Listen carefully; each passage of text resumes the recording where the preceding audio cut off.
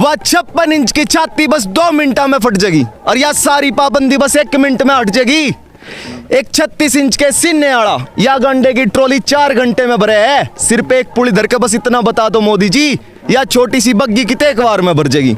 घर से बहुत कॉल आती है, उस दिन भी बहुत कॉल आई जब सब जा रहे थे, लेकिन मैं नहीं गया। मैंने फोन स्विच ऑफ कर लिया था अपना। मैं ट्रैक्टर पेड़ में भी था और 28 को भी मैं यही था कि दिल्ली कुछ करण जो चाले हाल सुनाने सत्ता को पहुंचने तय पहले ही दिल्ली में बीच बॉर्डर पे बैरिकेड हटा दिया, और हम रोक के रुकने वाले नहीं। भले पानी का प्रेशर, आंसू गैस के गोले और लाठी चार्ज तक करा दिया। और कोई नहीं, ध्यान रखेंगे मोदी जी कि कृषि प्रधान देश में देश के प्रधान ने इस देश के किसान को उसके हक की खातिर रुला दिया। मैंने भी मोदी जी को वोट दी थी, जो आपने भी क्वेश्चन करा कि हम यार मतलब पागल थे, हम समझ नहीं पाए चीज़ों को। बड़े बड़े वादे कर दिए गए ये और वो। पहले नेट बंद कर दिया जाता था, किस लिए करा जाता था कि अफवाहें ना फैले। अब बंद करा जा रहा है, सच ना दिखाया जाए। के अक्का के अंदर कान्ना के बहरे हो, जो देश के अंदाता ने आतंकी कह रहे हो, और इतना जे जुलम डारे हो, मरण तो लाग रहे हैं रोज के कतई नास ही चाह रहे हो। कोई ठंड था मर गया, किसी ने फांसी लगा ली, और साधु संता के वेश में बयान देने वाली किसानों को वामपंथी किस मुंह तक कहा। जी तो कर रहा दे दो तने 2-4 गाड़ी पर, मैं संस्कारी बालक सुना कोई गुंडा मवाली। और वे बाबा जी जोड़ से आक्सी मारते रहे, वे भी पता नहीं के कौन नाम भी बता दीजिए, लोग कहीं दूसरा को मतलब समझदार कोई किसी दूसरे को समझ लेंगे। और बाबा नाम बता दीजिए ना, दूसरे को इस वर्ड से समझ जाएंगे। और बाबा जी स्वदेशी अपनाओ, देश बचाओ। बाबा रामदेव साहब की बात तो नहीं कर रहे हैं, तो बोलिए फिर, डरते क्यों? बोलिए, डरने की क्या बात है? रामदेव का नहीं बोल, सबको पता है कि कौन आक्सी मारते रहे हैं। जिस पे अपना इलाज नहीं, वो दुनिया का इलाज कर रहा है। आप कहाँ से हैं? मैं ग्राम भैंसवाल, जिला शामली से बिलोंग करता हूँ। और पवार ही हूँ, पवार खाव जो लगा हुआ है यहाँ पे। जी जी, जाट। तो हाँ, बड़ों ने तो बहुत समझाया हमें कि भाई ऐसे है, मतलब इनकी बीजेपी वालों की पहले से नीति रही है कि ये हमेशा से कॉरपोरेट के ही पक्ष में रही है, बिजनेसमैनों की सरकार बोलते थे। लेकिन हमने इन पे इतना प्रेशर बनाया कि नहीं, अच्छा है मोदी जी को वोट देना, आप ये मत देखो कि कौन खड़ा हुआ है। ठीक है, हमारी मत मारी गई थी, लेकिन हमें चीज़ें समझ में आ रही है अब धीरे धीरे करके। और इवन मैं तो एक छोटा सा पोएट हूँ, मैं पोएम के थ्रू भी एक्सप्रेस करता हूँ अपनी फीलिंग्स। जी जी, तो पहले ये बिल ही एक्सप्लेन कर देता हूँ मैं आपको। और भी रिसेंट में मैंने लिखने की कोशिश करी थी, जब मैं वहाँ से मैं गया था, मतलब 26 जनवरी को उस परेड में शामिल था। मैंने जो भी अपनी आंखों के सामने देखा, तो उससे मैं थोड़ा सा कि संवेदनहीन सरकार से तुम क्या उम्मीद लगाते हो, तुम किसान नहीं आतंकी हो, तुम किस हिस्से से आते हो। इन्होंने हमें समुदायों में, क्षेत्रों में बांटने की कोशिश करी है कि पंजाब का किसान, हरियाणा का किसान, ऐसा कुछ नहीं है। देश के हर कोने से किसान यहाँ पे मौजूद है। तो थोड़ा सा मैं ये बिल एक्सप्लेन करूंगा कि इनमें क्या खामी है, क्यों वापस होने चाहिए। ये बोलती है ना गवर्नमेंट के लोगों की समझ में नहीं आया, ये समझा नहीं पाई, इसलिए तो समझ में नहीं आया। और जिसकी समझ में आया ना, जिन लोगों की समझ में आ गई ये चीज़, वो सारे धरने पे बैठे हुए हैं। इवन आ रहे हैं, आप देख सकते हो नीचे कैसी LOC बना दिया गया पूरे के पूरे। बैरिकेड पे ऐसी व्यवस्था करी गई है, कटीले तार लगा करके नीचे इन्होंने कीले लगा रखी है। ठीक है, क्योंकि ना तो कोई आ सके ना कोई जा सके, जितने लोग हैं, क्योंकि भीड़ बहुत ज़्यादा तादाद में आ रही है। एक बाबा जी ने मेरे से बोला कि मेरा लड़का उस पार है, वो कैसे आएगा? तो मैं उन्हें क्या जवाब दूं कि वो कैसे आएगा, क्योंकि कोई व्यवस्था ही नहीं है उस साइड से इस साइड आने की। अब पूरा घूम करके आना पड़ेगा, उसे पता नहीं वो कैसे आएगा हमारा बच्चा। और मीडिया वालों को बहुत ज़्यादा आभारी हैं हम लोग। इवन ये थोड़ा सा मैनेजमेंट मेरे ही हाथ में है, और मुझे तो यहाँ 35-40 दिन हो गए। घर से बहुत कॉल आती है, उस दिन भी बहुत कॉल आई जब सब जा रहे थे, लेकिन मैं नहीं गया। मैंने फोन स्विच ऑफ कर लिया था अपना। मैंने बोला आप घर नहीं गए 26 जनवरी में ट्रैक्टर परेड में? हाँ, मैं ट्रैक्टर परेड में भी था, और 28 को भी मैं यही था। 27 ट्रैक्टर परेड में तो कहा जा रहा है कि आप ही के कुछ लोग थे जिन्होंने लाल किले पर झंडा फहराया। वो हमारे नहीं थे, गाजीपुर बॉर्डर वाले ITO पे रुक गए थे। गाजीपुर बॉर्डर वाले ITO पे रुक गए थे, वो उससे आगे जा ही नहीं पाए, क्योंकि नेविगेशन नहीं आता है किसान से। किसान कंफ्यूज हो गया, एक जाल के जैसे है दिल्ली की सड़कें, जिसे पता है वो भी नहीं जा सकता।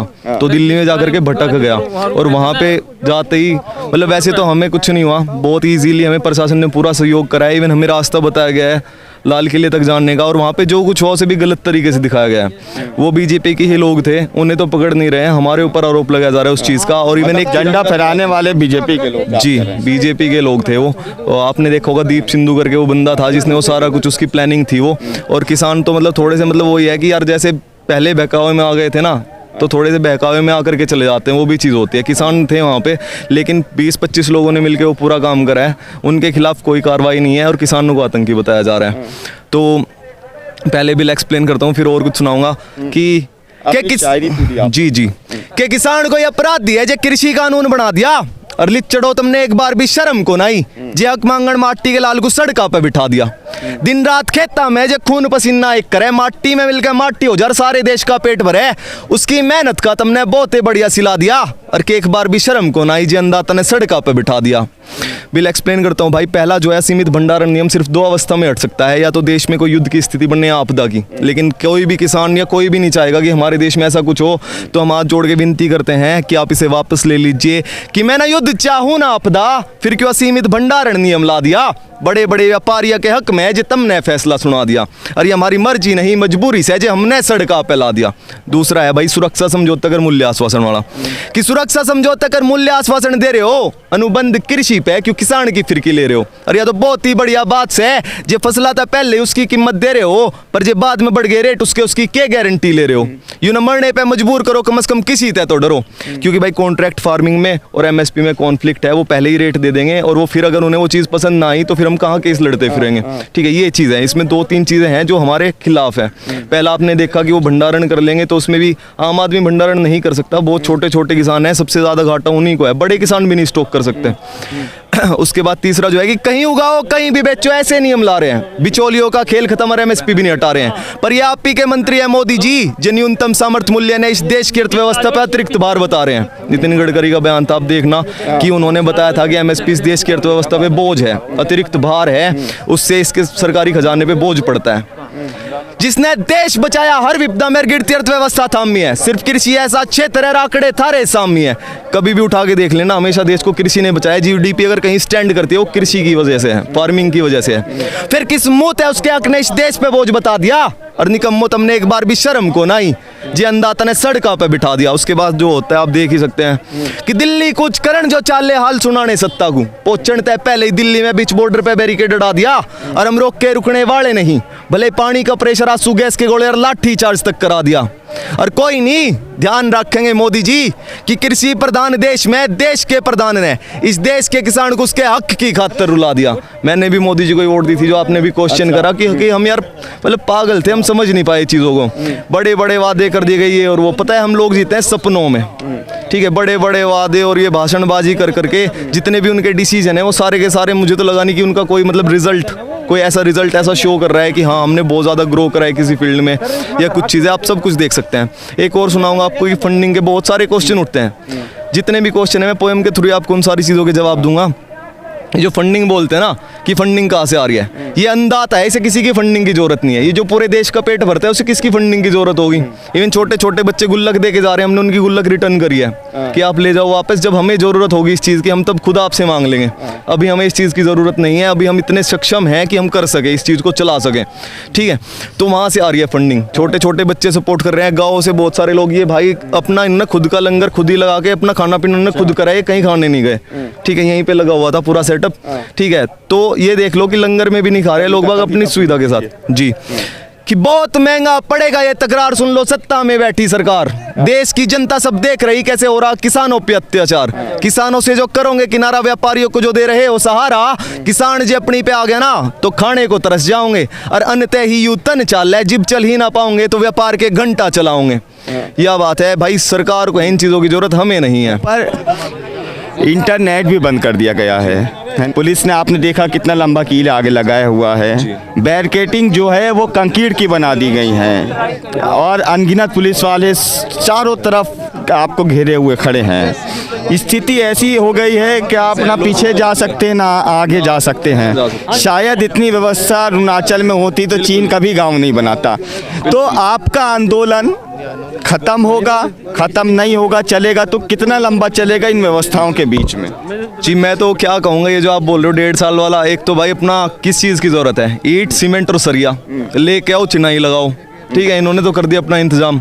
अगर लंबा टिकना है तो पूरी शेड वेड से अब इन तंबुओं से काम नहीं चलेगा, अपनी चिनाई लगा दो भाई, घेर लो पड़ाओ। ठीक है, दूसरा आपने जो ये बोला, पहले नेट बंद कर दिया जाता था, किस लिए करा जाता था कि अफवाहें ना फैले। अब बंद करा जा रहा है सच ना दिखाया जाए। ठीक है, एकदम उल्टा कर दिया गया उस चीज़ का।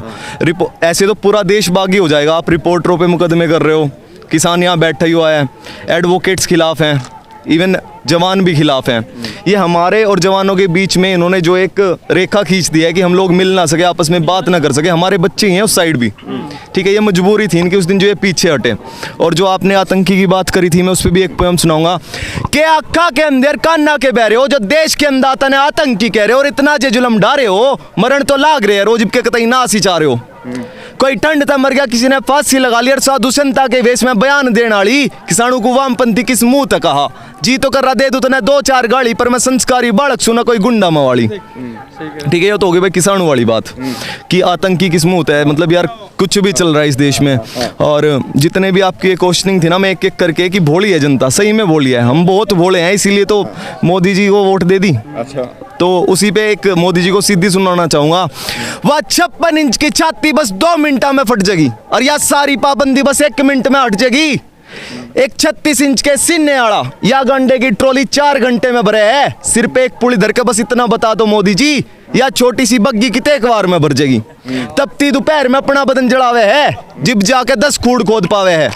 हाथ में फावड़ा पकड़ के बस एक बार इतना बता दो मोदी जी, इसे एक खूड़ पे माटी कितने एक बार में चढ़ जाएगी। और वे बाबा जी जोड़ से आक्सी मारते रहे, वे भी पता नहीं कौन नाम भी बता दीजिए, लोग कहीं दूसरा को मतलब समझता कोई किसी दूसरे को समझ लेंगे।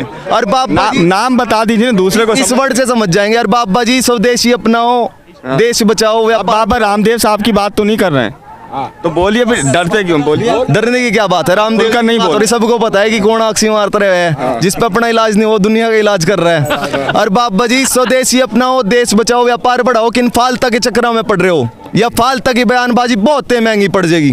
ठीक है, फालतू की बयानबाजी महंगी पड़ जाएगी। जैसे हमारे ऊपर ये हो रहा है ना सब कुछ, तो मैं यार किसी से कहूँगा नहीं, ये बहुत ही बढ़िया बाबा जी, बहुत बढ़िया काम कर रहे हैं।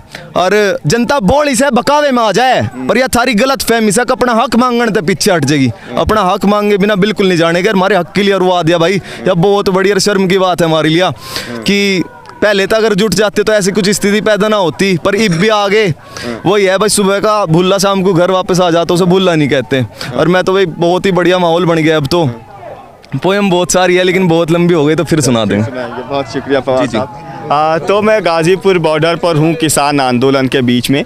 हालांकि ये पवार खाप एलम का बोर्ड था, बात तो होनी थी खाप आंदोलन से कि कितनी संख्या में यहाँ किसान जमा हो रहे हैं, और खाप किस जो हैं जगह जगह के वो किस तरह से किसान आंदोलन को समर्थन दे रहे हैं। लेकिन बात खैर लंबी हुई है, तो बाकी जो सिंघू गाजीपुर बॉर्डर, सिंघू बॉर्डर की तमाम छोटी बड़ी खबरें हैं, मैं लगातार आप तक पहुंचाता रहा हूं, आगे भी पहुंचाता रहूंगा। आपने अभी तक चैनल को सब्सक्राइब नहीं किया है तो चैनल को ज़रूर सब्सक्राइब करें।